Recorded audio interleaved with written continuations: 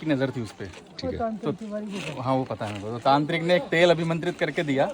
दासी जो थी रानी की वो तांत्रिक से मिली हुई थी, तो उसने तेल एक मंत्रित करके दिया। रानी को उसका आभास हो गया कि वो तेल मंत्रित है, तो उसने एक सिला पड़ी हुई थी ऐसे ना, पट्टी होती ना मोटी, उस पर डाल दिया वो, और वो उड़ता हुआ इस महल से गया।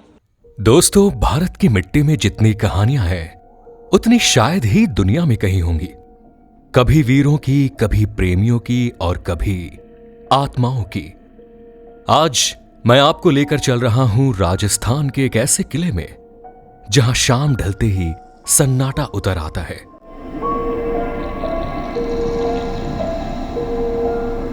जहां हवा भी फुसफुसाहट से लगती है और जहां सरकारी नियमों के मुताबिक सूर्यास्त के बाद कदम रखना सख्त मना है। यह कहानी है भानगढ़ किले की, जिसे लोग कहते हैं भारत की सबसे डरावनी जगह।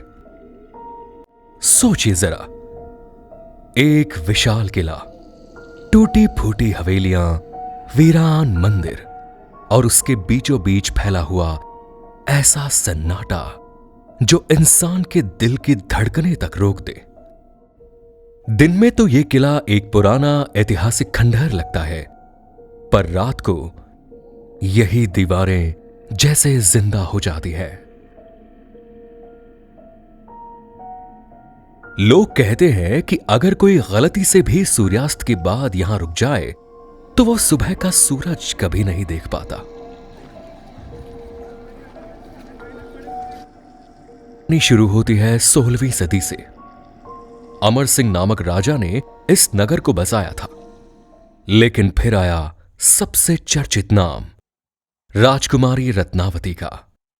रत्नावती, जिनकी सुंदरता की चर्चा पूरे राज्य में थी, कहते हैं उनकी आंखों की चमक देखकर बड़े बड़े योद्धा भी नजरें झुका लेते थे।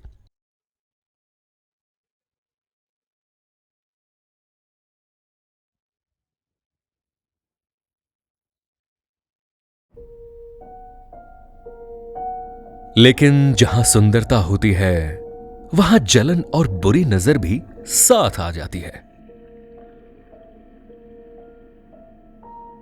और यही नजर भानगढ़ के लिए विनाश बन गई। एक तांत्रिक था, सिंहिया, काला जादू जानने वाला, खतरनाक और चालाक। वो रत्नावती से प्यार करता था, पर यह कोई प्यार नहीं था, यह एक जुनून था।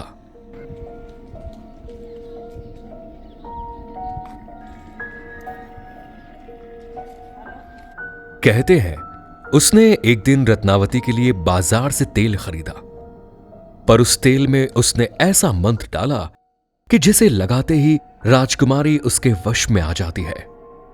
लेकिन किस्मत को कुछ और ही मंजूर था।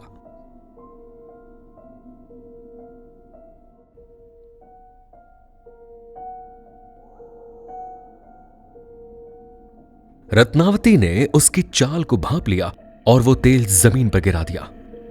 जैसे ही वो तेल मिट्टी से मिला, उसी वक्त एक विशाल पत्थर लुढ़कता हुआ तांत्रिक सिंहिया पर आ गिरा।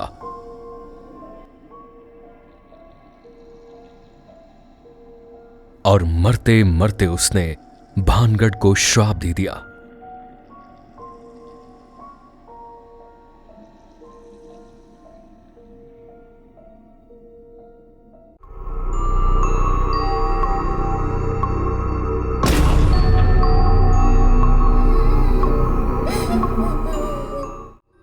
कहते हैं कि उसके शब्द थे, ये नगर कभी नहीं बचेगा, इसके लोग हमेशा भटकते रहेंगे।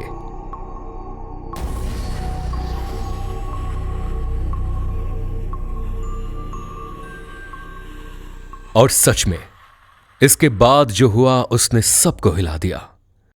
भानगढ़ पर बार बार हमले हुए, लोग भूख, प्यास और मौत से तड़पकर खत्म हो गए।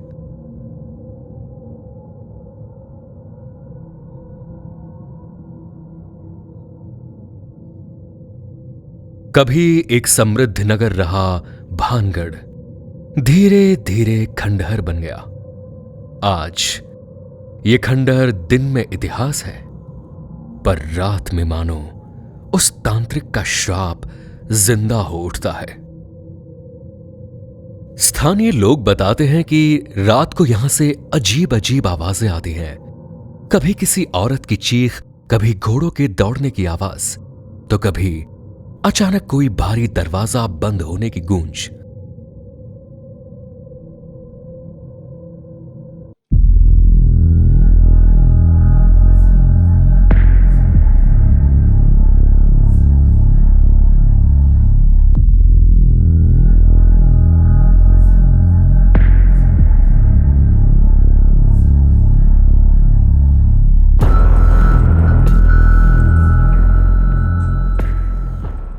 एक बार कुछ नौजवानों ने हिम्मत दिखाई थी।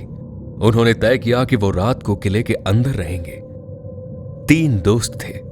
लैंप और टॉर्च लेकर अंदर घुसे।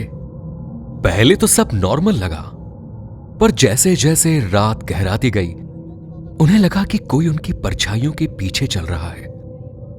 कभी दीवारों से फुसफुसाहट आती, कभी जमीन पर कदमों की आहट। कहते हैं अचानक उनमें से एक लड़का चिल्लाया, मुझे किसी ने धक्का दिया है। तो बाकी दोनों भागते हुए बाहर निकले, लेकिन वो तीसरा लड़का सुबह तक जिंदा नहीं रहा।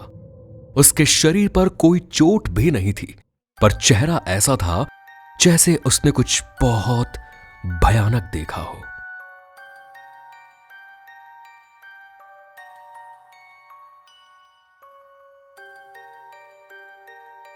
ASI यानी आर्कियोलॉजिकल सर्वे ऑफ इंडिया ने भी यहां बोर्ड लगाया हुआ है, सनसेट के बाद एंट्री स्ट्रिक्टली प्रोहिबिटेड।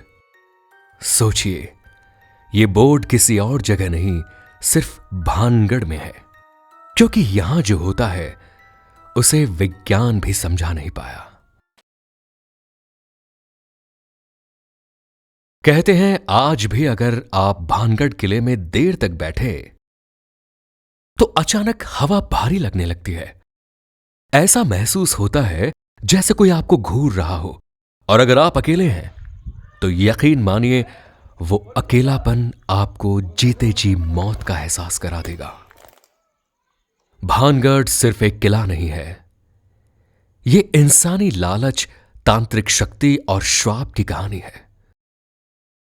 शायद यही वजह है कि यह जगह आज भी रहस्यमयी है, दिन में पर्यटकों के लिए और रात में उन आत्माओं के लिए जो आज भी वहीं भटक रही है।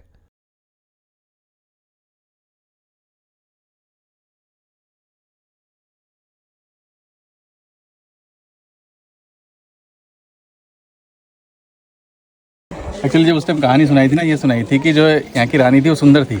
हाँ, तो तांत्रिक की नजर थी उस पर। ठीक है। तो हाँ वो पता है मेरे को। तो तांत्रिक ने एक तेल अभिमंत्रित करके दिया।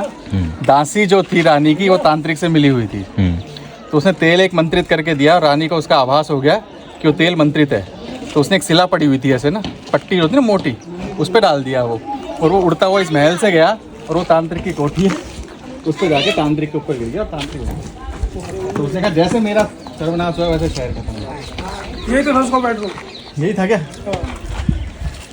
यह शीशा लगा हुआ था कोई, वहाँ से पूरी लोकेशन। हाँ, तो वो उसमें वो नजर थी उस पे ऐसे। अरे वो तांत्रिक। हाँ ऐसे ऐसा ही कह रहे हैं बिल्कुल, ऐसे बैक में ना वो दिखती थी वो, यहाँ कोई शीशा था ऐसा कुछ था। तो उसने जैसे ही डाला वो ऐसे उड़ते हुए गई सिला। ये सब। तो अगली बार अगर आप राजस्थान जाएं तो भानगढ़ जरूर देखिएगा, लेकिन याद रखिए सूर्यास्त के बाद वहां जाना मना है।